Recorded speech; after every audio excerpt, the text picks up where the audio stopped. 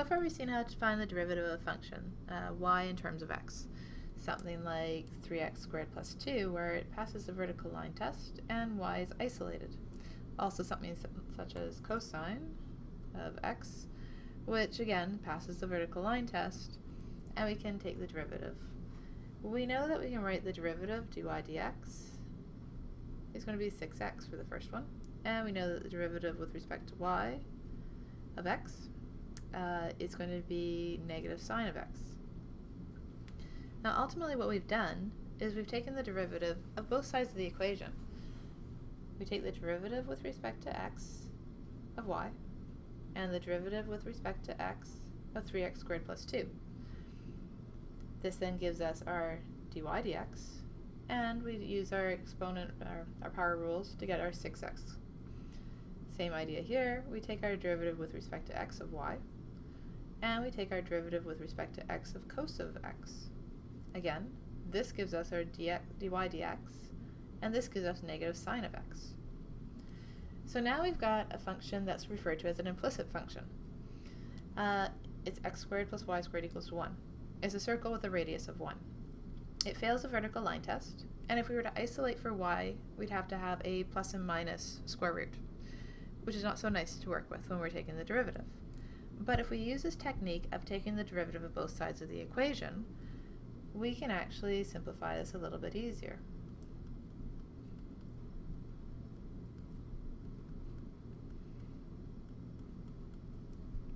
Now there are a few things that we need to identify and that we need to work with, and it does use ultimately the chain rule. If we look at taking the derivative of the first half of this equation, we would have two parts. We can separate them because there's addition in between.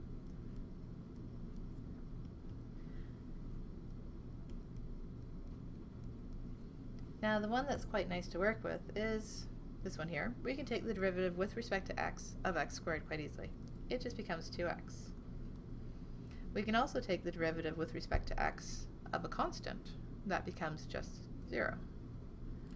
What becomes a little bit more difficult to work with is taking the derivative of a y squared when we're taking it with respect to x.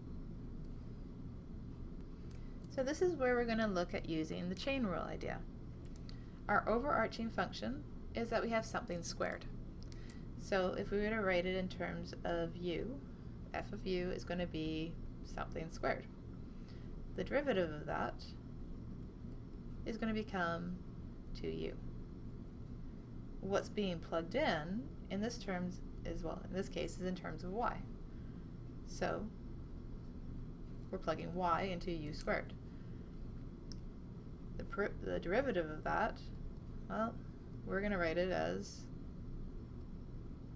the derivative with respect to x of y, which then we can just write as dy dx. So, using the chain rule, 2x stays the same, plus we take the derivative of the overarching function and we plug in our g, in this case y. So it becomes 2y multiplied by the derivative of your g prime, or your g prime, which is your derivative, which in this case is dy dx is equal to 0. Now, just like with the other examples that we did before, such as the dy over dx is equal to 6x, we ultimately isolate for dy dx. Right now my dy dx is part of an equation, but we can isolate for it. So if we subtract 2x off of both sides, you're left with 2y dy dx is equal to negative 2x. If we keep simplifying and trying to isolate for a dy dx, we get dy dx is equal to negative 2x divided by 2y. And we can simplify even further and say that dy dx is equal to negative x over y. That's our derivative of the implicit function. Now graphically, here's our original function. We've got x squared plus y squared equals to 1. It's a circle with a radius of 1. Now if we want to look at its derivative, the dy dx, this is referred to as a field of solutions. if we look just around the circle, we have all our derivatives. You can see our slopes. So just to show you how it works. Okay. Now the reason you have multiples of this, if you actually take the derivative of different types of circles, you'd have different derivative fields. What I mean by that is that if you have, for instance, a circle with a radius of 5,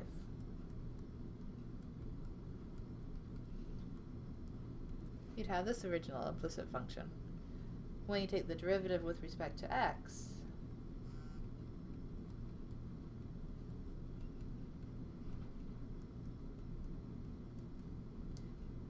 this is still going to become 0. So the constants are going to disappear, but the ratio between the x and y's are going to be the same.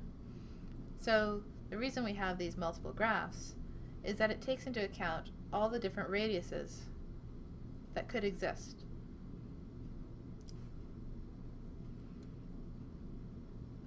So let's try another example where you're using an implicit differentiation. So if we look at this particular example, and we're taking the derivative with respect to x.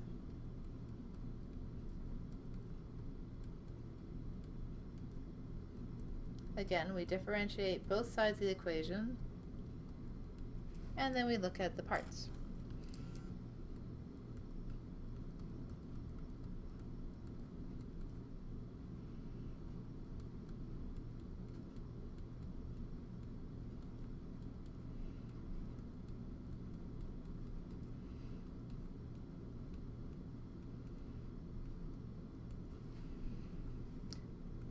So if we look at the first part here, technically it's a product, so we can use the product rule. We have an x squared and we have a y.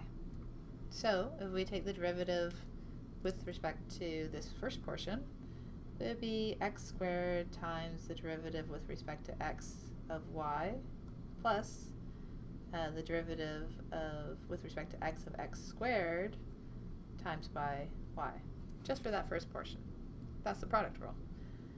Now the one that is trickier, again, is this one here. Now it's just y, so it's just going to become dy dx. This derivative here, no problem. We know how to do that one. So we would have x squared dy dx plus 2x times by y. That's just doing the first step. Now if we look at the second term, and again, product rule, the 2 can come up front of everything. And we can look at x cubed times by y.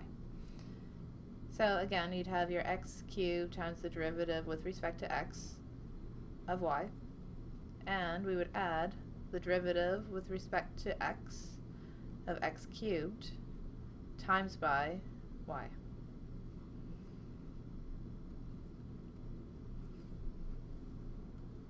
So again, this becomes dy dx, and this becomes 3x squared.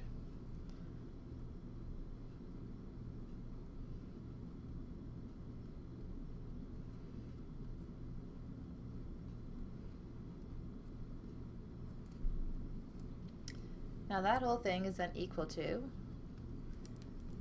the derivative of x with respect to x, which becomes 1. And then the last term, again, the derivative of y with respect to x just becomes dy dx. Now, just like the other equations that we looked at with the circle, we're trying to isolate dy dx. So if we isolate all our dy dx terms to one side of the equation and move everything else to the other side of the equation, we can start to isolate for it.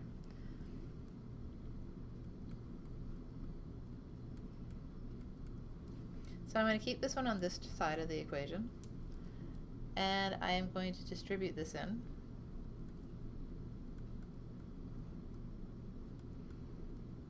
And I'm going to move this guy to the other side of the equation.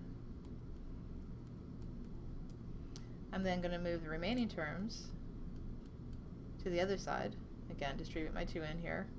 So I have negative 6 x squared y plus 1. So I've kept all the dy dx terms on one side, and I've moved all the other ones to the other side of the equation. If I factor out a dy dx,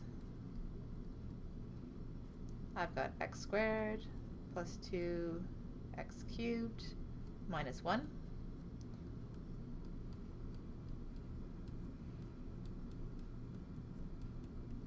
And I'd have that. Again, isolate for your dy dx. Negative 2xy minus 6x squared y plus 1 all over x squared plus 2x cubed minus 1.